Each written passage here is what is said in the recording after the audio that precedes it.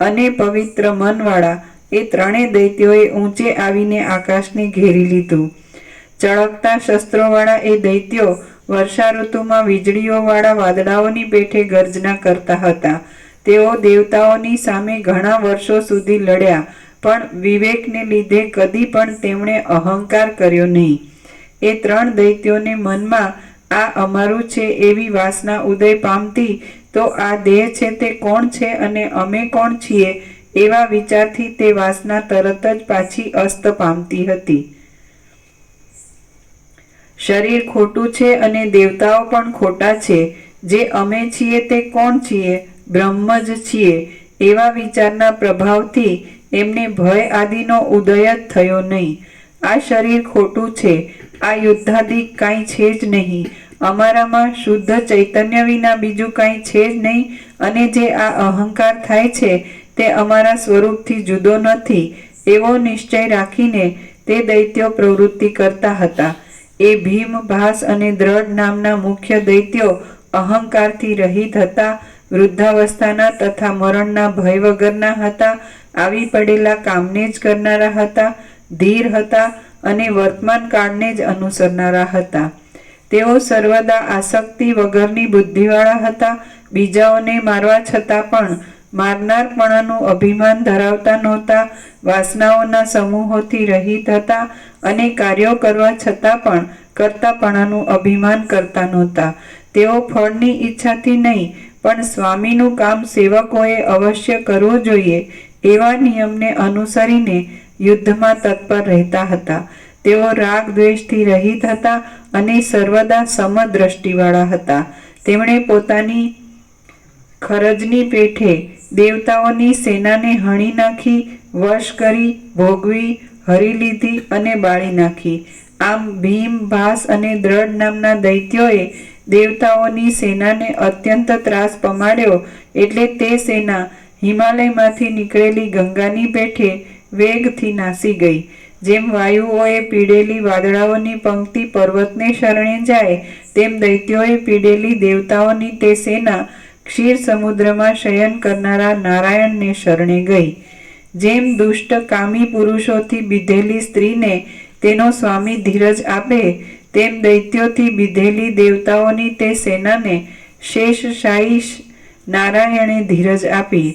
જ્યાં સુધી નારાયણે શંભરાસુરને મારવાની ગોઠવણ કરી, ત્યાં સુધી એ દેવતાઓની સેના નારાયણના નિવાસરૂપી શ્વેત દ્વીપમાં જ રહી.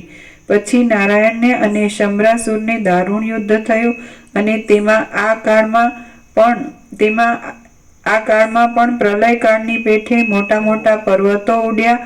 એ સંગ્રામમાં સૈન્યો તથા વાહનો સહિત તે શંભરાસુર નારાયણના હાથથી મરણ પામ્યો અને વૈકુંઠપુરીને પ્રાપ્ત થયો.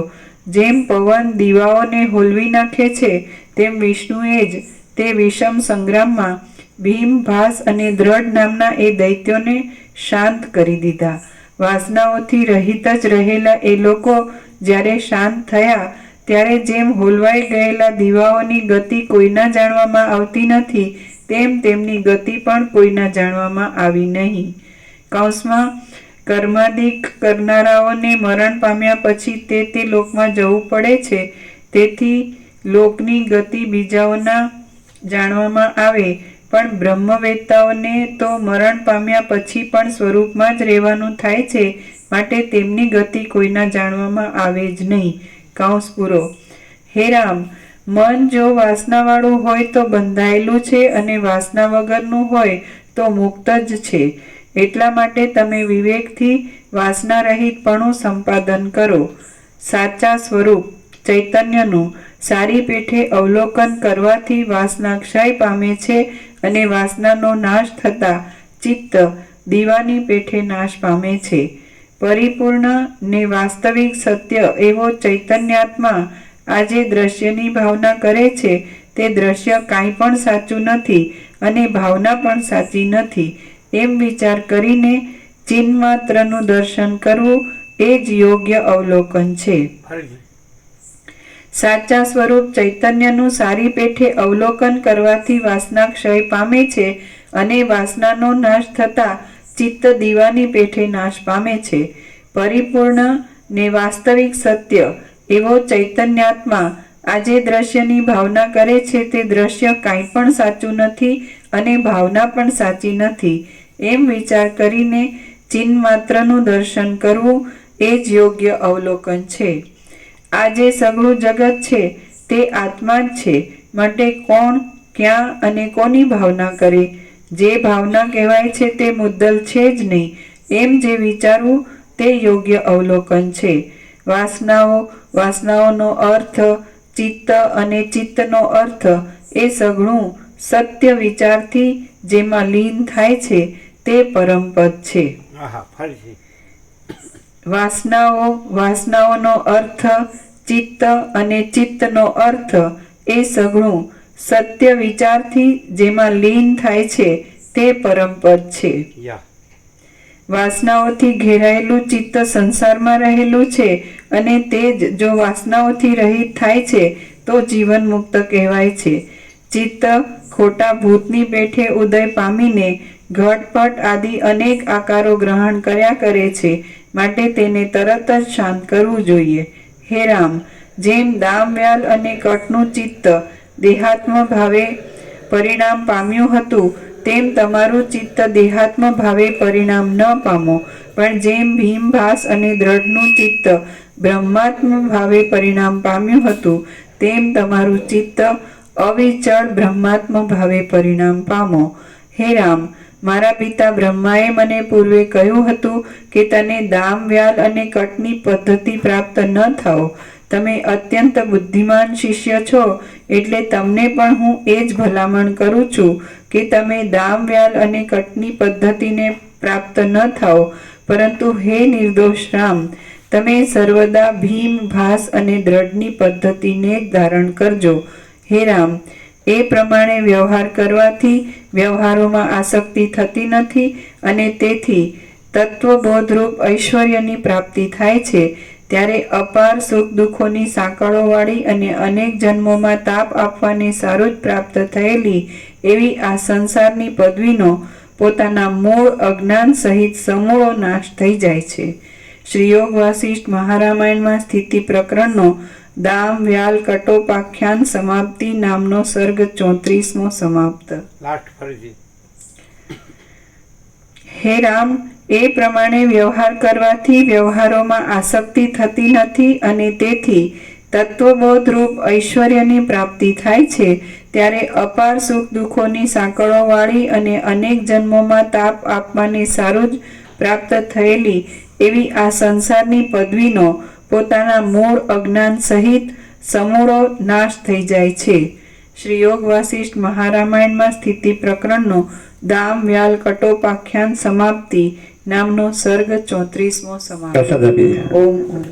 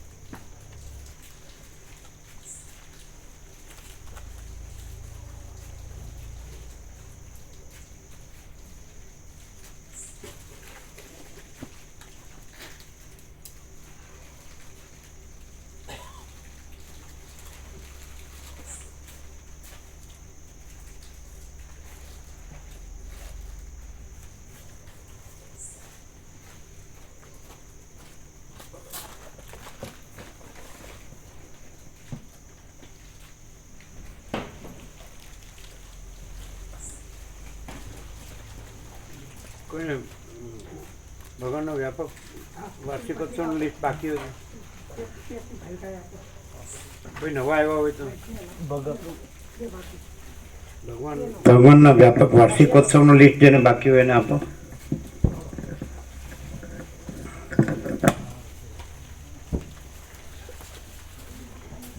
બહુ ચોખ્ખું છે ને, ચોખ્ખું ભરપૂર પ્રકાશ, આનંદ, શાંતિ.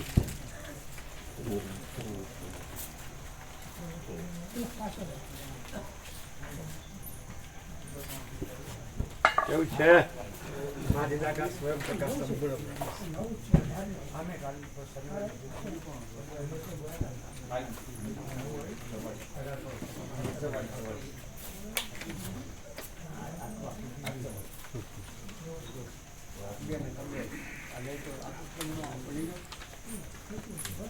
જેને લીટ આપણને આપ્યો આજે જ આવ્યો હોય ને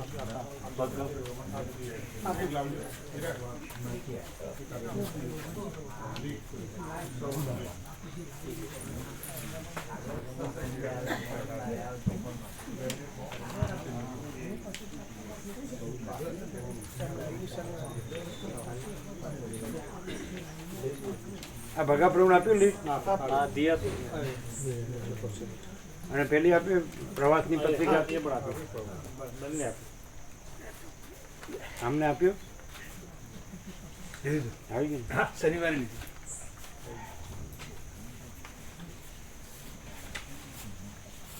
બીજા કોઈ નવા આવ્યા હોય તો આપજો.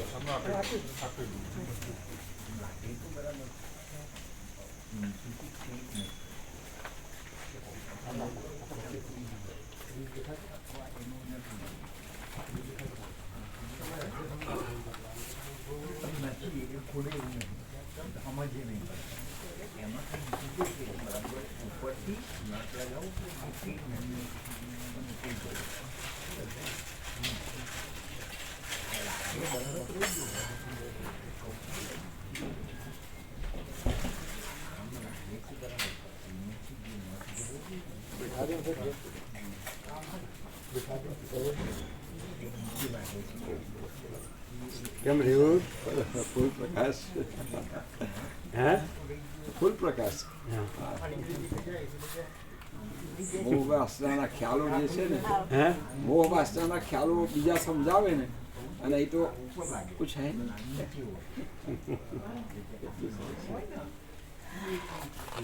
બીજે શું કે ફેરથી નજીક મોહ અને વાસના સમજાવનારે એમાં રહીને કે એટલે તો કશી વાત બેસવાની જ નથી, કારણ કે એમાં જ ભરેલું છે. પછી અહીં ક્યાંથી દાબ આવે?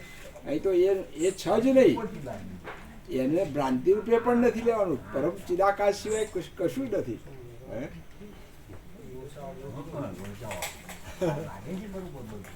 બહુ આનંદ આવે. અમારે કાનજી દાદા હતા રખિયાલમાં, કે આવું મહાપુરુષોનું વાણી કેવું સાંભળે ને, અને જે આમ ઉગાડ થાય ને, એટલે એટલો આનંદ એકલા એકલા વારે વાહ વારે વાહ એમ કે અંદર પેલો સ્પંદન થાય ને ચૈત આત્માને.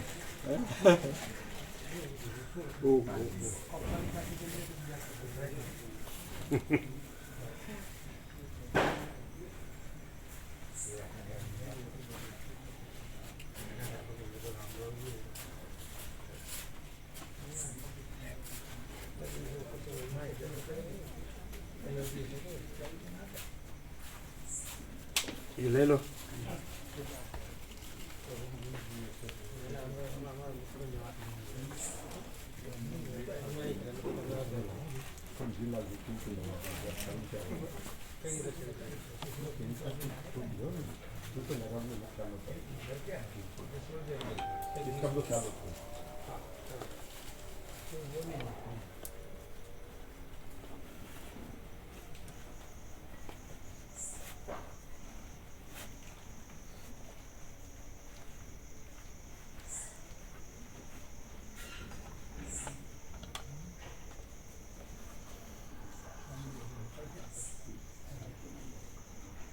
સિસ્ટમ